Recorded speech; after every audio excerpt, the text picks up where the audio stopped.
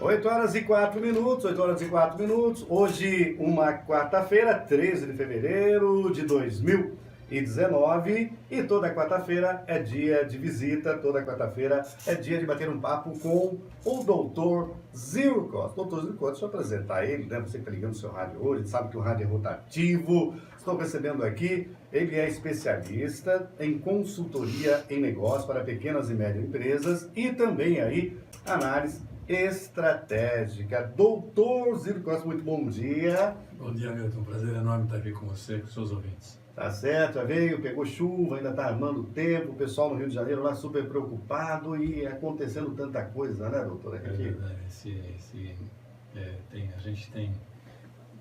Temos nos deparado aí com uma série de tragédias, né? Uma série de acidentes.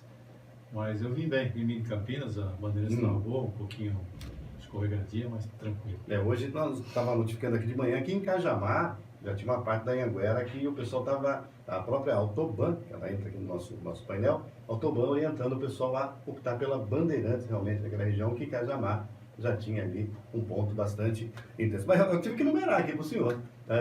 Numerar aqui tudo que nós estamos vivendo atualmente, né? Olha, tem aí o prédio, né? O senhor lembra do prédio? De 24 andares lá. No Largo Paissandu, ali, você fala de São Paulo? Isso, já começou aí com, né? A gente começou com essa tragédia. Depois, também, teve o viaduto que cedeu lá e teve, até hoje ainda tá para consertar o viaduto, mês que vem parece que volta na Marginal, tá um transtorno danado, né? Se eu tenho ido para lá, tem percebido que... É verdade. Final de tarde para você sair ali é horrível. Então, e também tivemos aqui também o rompimento das barragens, né? Que aí fica aquela agora, né? Será? E as outras? Tem mais? Em Mariana lá, lembrando o rompimento da barragem Mariana, que controlada pela Samarco também, aquela primeira, depois aí... falava no maior acidente do impacto ambiental da história do Brasil. Esses efeitos diziam que os ambientalistas da época continuarão aí afetando, né, por mais 100 anos. Né? Muita coisa. Impressionante. Impressionante. Depois também, em setembro de 2018, a gente comentou aqui, durante os dias do incêndio no Museu Nacional, no Rio de Janeiro, perdeu aí o patrimônio histórico, né? Chocou o mundo. Chocou o mundo. E tivemos aí o drama de Brumadinho, estamos vivendo o drama de Brumadinho ainda, né? Não acaba, ainda tem gente lá desaparecida, eu acho que vai ser difícil realmente, quanto mais passa o tempo, para encontrar essas pessoas. Tivemos recentemente, na segunda-feira, aí, um caminhão se chocando com um helicóptero. Então eu pergunto para o senhor, né?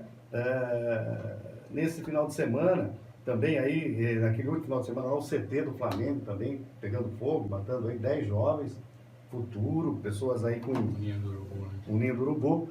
Então, doutor, aí como podemos analisar essa série de tragédias? A gente está esquecendo uma vem outra, esquecendo uma vem outra. O que o senhor tem? Olha, lógico que, além de ser muito triste, né, vamos dizer, todos esses episódios que você citou aí, eu diria que é um problema, para analisar, acho que é um problema cultural. Cultural no seguinte sentido, eu acho que o Brasil implantou a cultura do retrabalho, né? Ou seja, você vê, eu estava saindo de casa, tinha um pessoal lá, vamos dizer assim, mexendo no asfalto para colocar uma tubulação, quer dizer, rompendo lá um asfalto de 4, 5 anos. Se você, por exemplo, vou pegar uma outra, você vai para São Paulo, por exemplo, pega um bairro nobre de São Paulo, Itaim, Bibi. Você está naquelas ruas ali, na Jesuína Arruda, na Tabapuã, na Renato Paes de Barros. Se você olha para o céu, você vê um emaranhado de fios, né? Aqueles postes, são dezenas, centenas de fios cruzando ali, né? Então, não é que você vai... Como é que você vai ter uma tragédia? É quando você vai ter uma tragédia, né? Porque é uma tragédia anunciada. Então, eu acredito que o Brasil implantou a cultura do retrabalho, né? E o retrabalho, ele ocorre, primeiro, por uma tarefa mal executada, né? Então, ou totalmente mal executada, ou, vamos dizer assim, parcialmente negligenciada, né? O segundo ponto, acredito que seja a própria formação nossa, do pessoal, da mão de obra, cada vez mais difícil. Você vê você tem noticiado aí sobre educação, as crianças não acompanham a evolução, né? Nós sempre somos classificados lá na rabeira quando fala em PISA, né? Naquele teste sobre o nível educacional do nosso pessoal, né? Em 150 países, nós estamos sempre ali em 120, 100 e pouco. Quer dizer, a má formação da mão de obra, né? O terceiro é a falta de planejamento mesmo, de planejar uma ação, de saber o começo, meio e fim, o que vai fazer, né? Vamos dizer, não dá para atuar como um MacGyver, né? O cara pega um clipes e sai abrindo uma porta de banco, né? Vamos dizer, eu acho que essa cultura da improvisação, do jeitinho, não tem mais espaço no mundo, né? O quarto ponto eu diria para você que é a falta de comunicação do brasileiro, né? Das empresas, por exemplo, definir qual é a missão dela, qual é a missão também dos seus funcionários, como é que eles vão cooperar para você atingir aquele objetivo e martelar aquilo tem que ficar constantemente na pauta, né, dessas empresas,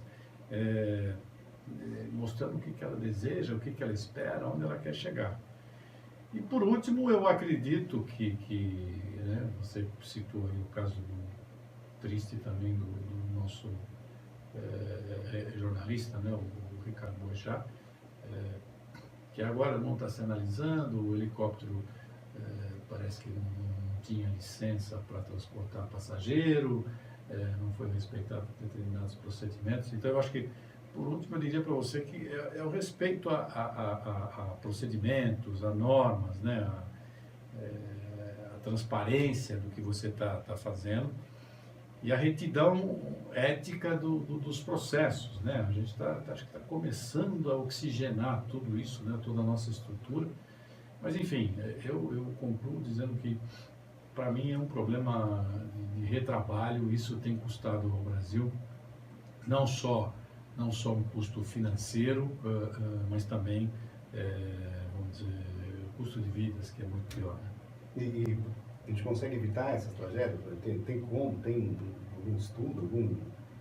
A gente está vendo agora no Rio de Janeiro lá, outro pesadelo lá, o pessoal lá está super preocupado lá, o pessoal, você vai ter, enfim, então... Como evitar, né? Eu diria para você assim, primeiro que o brasileiro, eu acho que a gente tinha que mudar essa ideia de competitividade para cooperatividade, ou seja, a gente tem que ter uma visão um pouco mais holística de que, por exemplo, você pega um trabalho aqui, faz alguma coisa e entrega um trabalho lá. Então, vamos supor, você tem que ser um pouco mais cooperativo.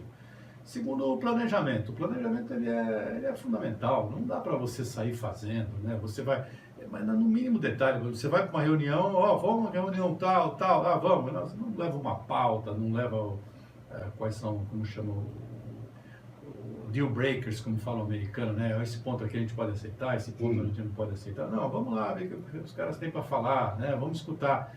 Eu acho que falta, um amadorismo, vamos dizer assim, né? Falta esse planejamento. O terceiro que eu falei, precisa se comunicar melhor, tem que falar, bom, o que você quer, onde você quer chegar, né? Até onde a empresa vai e tal. O quarto ponto, eu acho que é definição de prazos, de você ter um planejamento, falar assim, olha, nós vamos cumprir isso aqui, né, em determinado prazo, a gente vai entregar aqui, assim, assado, né? Então você vê, você não tem uma obra no Brasil que já não começa dizendo, vai atrasar, né? A obra vai atrasar. Não começou, mas já sabe que vai atrasar, quer dizer, não tem um comprometimento junto a prazos, né? Eu acho que tem que ter esse profissionalismo. Depois eu diria para você que são os colaboradores, vamos dizer assim. Os colaboradores, tudo bem, eu acho que tem que ter uma educação continuada. Você faz uma faculdade hoje, termina lá uma administração de empresa há 3, 4 anos atrás, se você não continuar estudando, não continuar se atualizando e tal, pronto, não vale mais nada, porque o mundo está numa velocidade tão grande de mudança, né, que você não consegue acompanhar. Bem, o empresário tem que ajudar nesse tema, mas vamos dizer assim, o colaborador, o funcionário também tem que dar um passinho à frente, né? Ele também tem que ser proativo no sentido de falar, bom, né, deixa eu entender o que está acontecendo, como é que eu posso melhorar a minha performance, meu desempenho. E por último, eu acho que é tecnologia. A gente não pode ficar atrás desse negócio de tecnologia. O mundo, vamos dizer assim, o mundo mudou, né? estamos falando em robotização, em indústria 4.0, né, internet das coisas, quer dizer, daqui a pouco a gente está criando aqui uma sub-raça, né, que não consegue acompanhar o que está acontecendo no mundo. Eu acho que são essas vamos dizer assim, como é que a gente poderia evitar esse tipo de tragédia. Tá. Milton, pergunte para o doutor o seguinte: se é possível desenvolver aí um produto ou serviço e voar em céu de brigadeiro, ou seja, viver dele quase indefinidamente.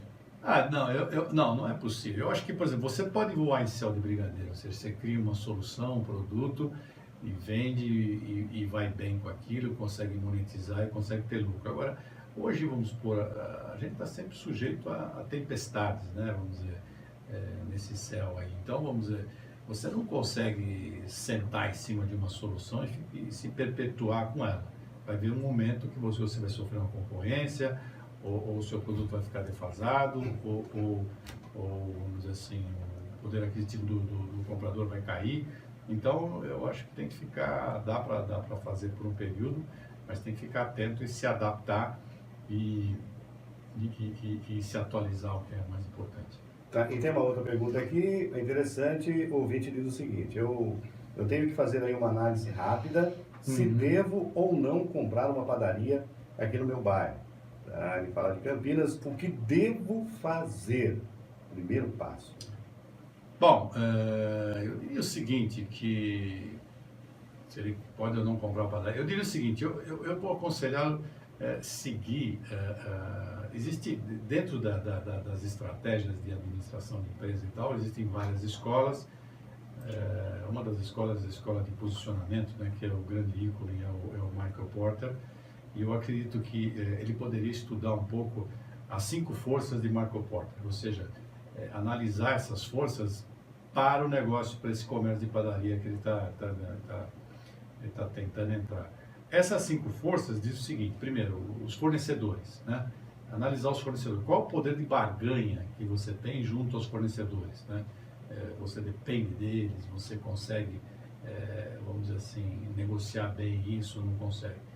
O segundo ponto é sobre novos participantes, novos players aonde você vai montar o seu negócio. O que está acontecendo ali? Está aparecendo um bar ali na esquina? Como é que é esse ambiente, né, de concorrência ali em termos de novos participantes? O terceiro ponto são os clientes. Vamos supor, analisar esses clientes para ver se, por exemplo, você não tem a concentração muito grande na mão de poucos clientes, né, que eles têm muita força. Então, vamos supor que tem do lado ali, tem uma empresa que almoça na padaria, e aquele é 80% do faturamento do almoço ali que eles servem ali, é dessa empresa. Então, essa empresa tem um poder de barganha bastante grande em cima dele.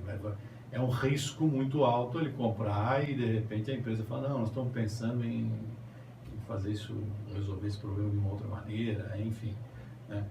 A outra força do Porter é o que ele chama de soluções substitutivas, né? Por exemplo, você às vezes não enxerga, mas de repente você tem lá o fulano está comprando pela internet, pelo iFood, por não sei aonde e tal, e está tirando o seu mercado. Como é que funciona ali a cultura do local no que tange a substituição? E às vezes você não consegue enxergar muito bem. Por exemplo, você pega, por exemplo, uma passagem aérea. Então, o fulano sai daqui do ponto A para ir para o ponto B para ter uma reunião lá. De repente, a videoconferência compete, né, com esse tipo de solução. Fala, não, hoje, agora mesmo, esse pessoal aqui, né, esses depoimentos, né, na área criminal vão ser feitos por videoconferência. E por último, é a concorrência em si, vamos dizer, vamos supor, como é que funcionam as padarias ali no entorno, nos bairros e tal. O Porter diz o seguinte: ele tem um conceito interessante que existe um cruzamento entre uma guerra aberta de preços, né, e uma diplomacia pacífica, né? Ou seja, toda vez que você entra numa guerra aberta, você perde, né? Então, baixa o preço do pãozinho aqui, o outro aumenta, né? Baixa lá, baixa, e daqui a pouco você está abaixo do custo, né?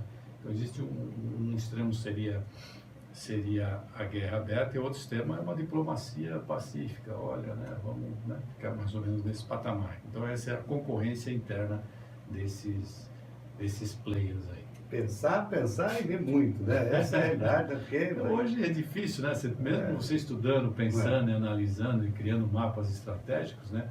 Não é fácil você entrar no mercado. Mas se você não faz isso, é mais difícil ainda, né? Aquela pergunta, por que você está vendendo, ainda faz parte Faz parte ainda do repertório, né? Bom, e isso tudo a gente pode esse conceito que você falou aí, será que funciona para um país? Um país, eu acredito que sim. Eu acredito que, vamos supor, vamos retomar o Porter. O Porter dizia o seguinte também, que quando você vai para um país, você vai concorrer com um determinado produto, com um determinado serviço, você basicamente vai em 3 direções. Ou você vai no custo, né? Então, por exemplo, você vai competir por custo. Então, por exemplo, você montar uma companhia aérea cujo valor da passagem é baixo, mas a qualidade dos serviços de bordo e tal é baixa, mas você está competindo naquela fatia do custo. Ou você vai na diferenciação, ou seja, você está vendendo uma Ferrari, não importa tanto o custo, mas você está vendendo um status e tal, falando que está comprando a Ferrari, não está preocupado se ela faz 5 km com 1 litro ou 2 km com 1 litro de gasolina, certo? Ou então você vai no foco. E aí eu acho que, falando de país, eu acho que o foco seria, tudo bem, você pode ir no custo e na diferenciação num determinado nicho ali, tentar analisar aquilo e, por exemplo, baixar o custo e ter uma qualidade alta, mas atacar um nicho muito específico. Eu acho que o Brasil, ele pode seguir, sim, alguns conceitos do Porter. O Porter amealha aí algumas críticas, né? Não vou ser sincero, mas eu acho que nesse aspecto ele é um ícone da área da estratégia de administração. E o Brasil pode, por exemplo, definir alguns ecossistemas, né? Ou seja, a agricultura, mas está bem, tudo que está envolvido, que está nessa engrenagem do agribusiness, por exemplo, o que você pode melhorar, o que você não pode melhorar e tal, não sei o quê, e incentivar, né, esse mercado para que ele consiga, vamos dizer assim, crescer e competir com o pessoal lá fora. Bom, doutor, são 8h21, nosso tempo passa rápido, né, gente? Impressionante, assim, né? Passa rápido. Bom, hoje eu falei aqui, estão as manchetes aqui do jornal Todo Dia, aqui da região metropolitana, e a gente tem aqui, os cinemas começa aí, né, que retrata a vida e obra do Erasmo Carlos, que estreia amanhã. Tremendão. Tremendão. E aqui em off a gente estava comentando que o senhor tem aí um assunto aí muito interessante. E a gente vai terminar o programa hoje falando aqui da mulher. Inclusive é uma música do Erasmo Carlos, né, muito famosa, que fala da mulher, se você acha que a mulher, né, dizem que a mulher é o sexo frágil, mas que mentira absurda. O senhor tem também uma colocação interessante, aí você estava comentando. Não, eu vamos dizer assim, bom, primeiro eu sou da época da Jovem Guarda, né? Eu tenho que tirar o chapéu para esse pessoal aí que revolucionou aí Deixa eu fazer uma pergunta, o senhor da época de Jovem Guarda. A Jovem Guarda, eles pegavam lá as músicas dos Beatles, trabalhavam um pouquinho, eles foram no embalo? É sempre assim ou não, muito? Não, eu acho que eles tinham lá um estilo próprio, né? Os Beatles, é lógico que naquela época faziam um sucesso, era uma banda, né? Concorria um pouco disputava um pouco a primeira colocação com os Rolling Stones, né? Mas a Jovem Guarda foi um movimento muito interessante, né? Daquela juventude. E naquela época, eu vou te comentar o seguinte, você podia fazer alguma coisa que chocava a sociedade. Então, por exemplo, você deixava o cabelo crescer. Né? Então, aquilo era uma coisa, né? Hoje a sociedade está tão facetada, né? Ela tem tantas tribos, né? Tem tanta coisa que você faz qualquer coisa, você não bate de frente com a sociedade, porque não existe uma sociedade homogênea. Né? Mas eu ia fazer não é uma crítica, né? Eu vejo que o esporte, por exemplo, alguns atletas eles devem ser valorizados, mas alguns são super valorizados, né? Em detrimento da ciência, né? Então, por exemplo, o cientista, ninguém sabe quem são cientistas, nem consegue, né? E dia 11, nós estamos hoje dia 13, né? 13. Dia 11 foi dia da mulher, o Dia Internacional das Mulheres e Meninas da Ciência, né? E aí eu gostaria de lembrar uma das maiores cientistas que a gente teve, né, em nível mundial, que foi a Marie Curie, né? Que ela chegou a falar que tem uma frase dela que é assim: seja menos curioso sobre as pessoas, né, e mais curioso sobre as ideias, né? Eu acho que vai a minha homenagem aí às mulheres cientistas, aquelas que realmente pensam, que esticam o limite do conhecimento. E bom, doutor, um pouquinho dos Beatles. O Erasmo Carlos cantando aí a música Mulher. Um abraço, boa semana para o senhor. Você também, boa semana para os seus ouvintes.